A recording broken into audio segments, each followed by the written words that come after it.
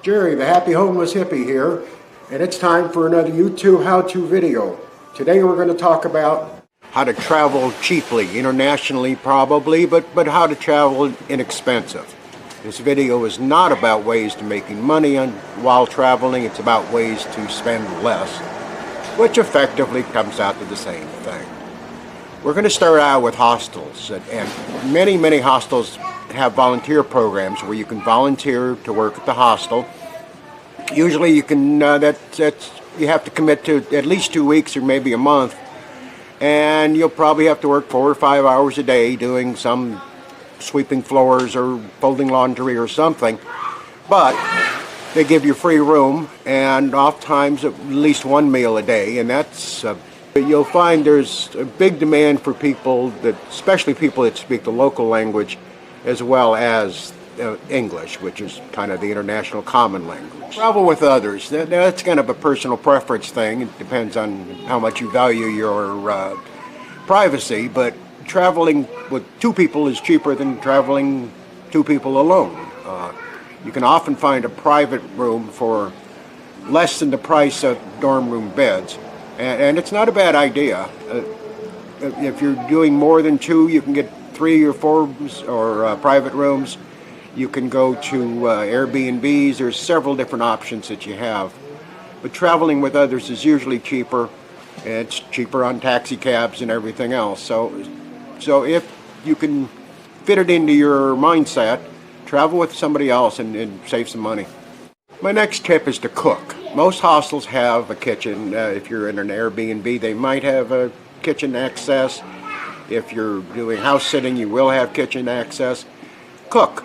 I mean, just last night I made pasta and a tuna fish for, I think I spent like $3 total cost, or less than $3, and I've got enough for 2 meals. So cooking there's just no way you can go to McDonald's or any place else for as cheap as you can cook yourself. And it doesn't have to be fancy food. I'm not a good cook, but just something to get you by would be fine. So cook. Make it yourself. It's a lot cheaper. Buy in bulk. I'm pretty much a Pepsi-holic, and I drink about 1 liter of Pepsi every day. But if you buy the 2.5 liter bottles, you can save about 50 to 60% over the smaller bottles. Just anytime you have the opportunity, and you will use it, you will use with the quantity.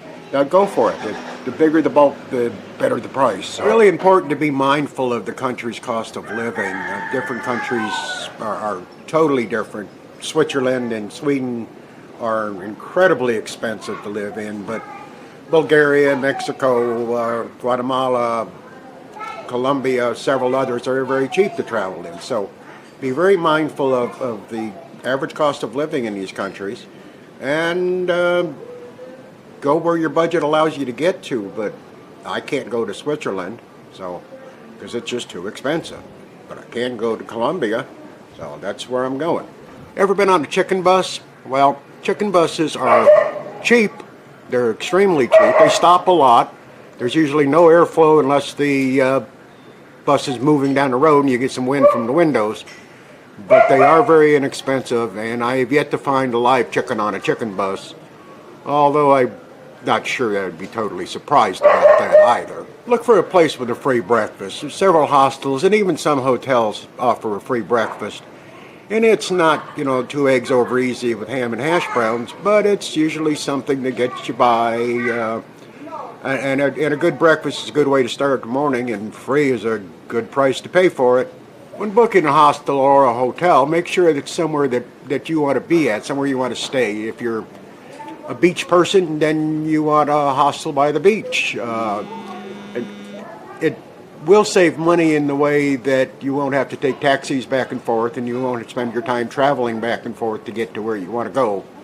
So look for a place where you want to be, and choose your location wisely. If you're looking to fly from place to place, look at skyscanner.com. That tends to be the most popular and my favorite, but there's several other website applications like Kayak and Hopper and Google Flights that basically have the same information. So use whatever you're comfortable with.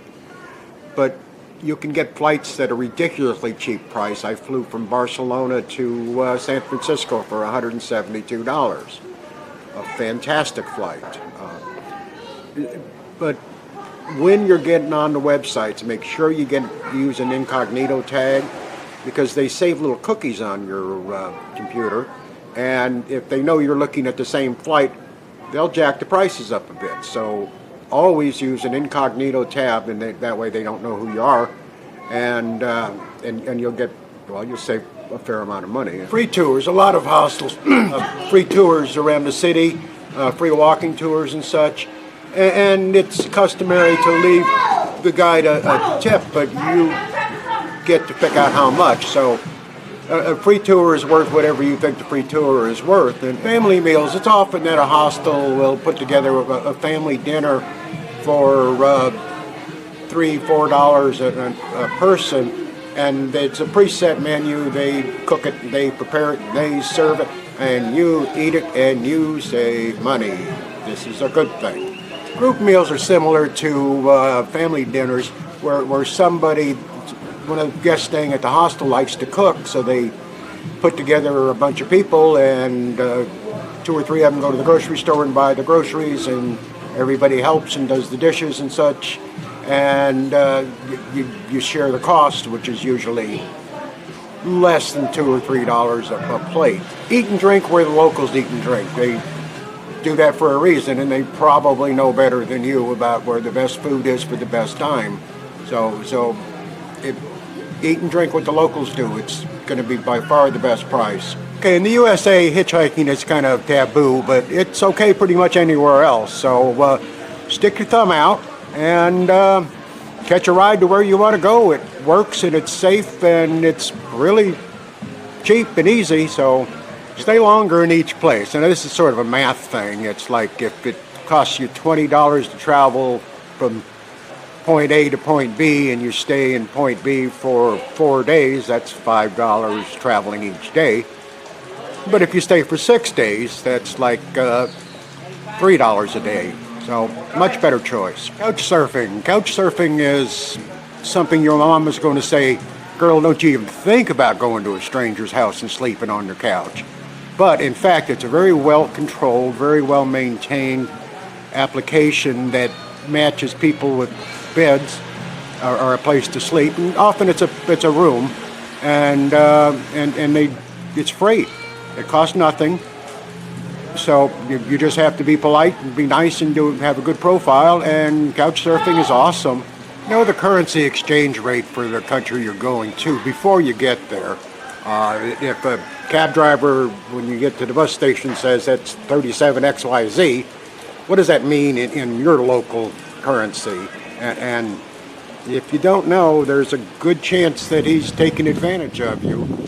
Cab drivers are notorious for screwing people over with money, so know what you're talking about, know how far you should be able to go on that kind of money. Airbnb is a vacation rental site. It's the most popular, and they take the biggest chunk of your change, but it is a wonderful application that allows you to find places that you can stay that are a room, or often in an apartment, or sometimes even a whole house, where you can just go, and if there's a bunch of people, it often is the best price. Don't buy a SIM card for your phone.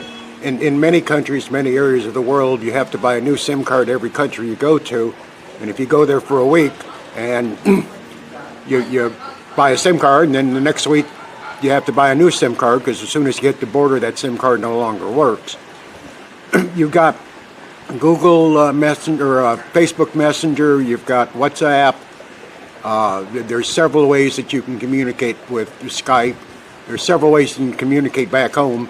And pretty much any place you go, any hostel or hotel is going to have Wi-Fi for free. So rely on that and save the money. Also, if you're traveling in a city that has Uber or Lyft, definitely use them before a taxi cab. They're 100% of the time less expensive, better controlled. They pick you up exactly where you want to go, and they take you exactly where you want to go. Definitely better choice. Find the best mode of transportation. Often it's the bus, and sometimes chicken buses, but sometimes in Europe it's trains, and believe it or not, sometimes it's an airplane.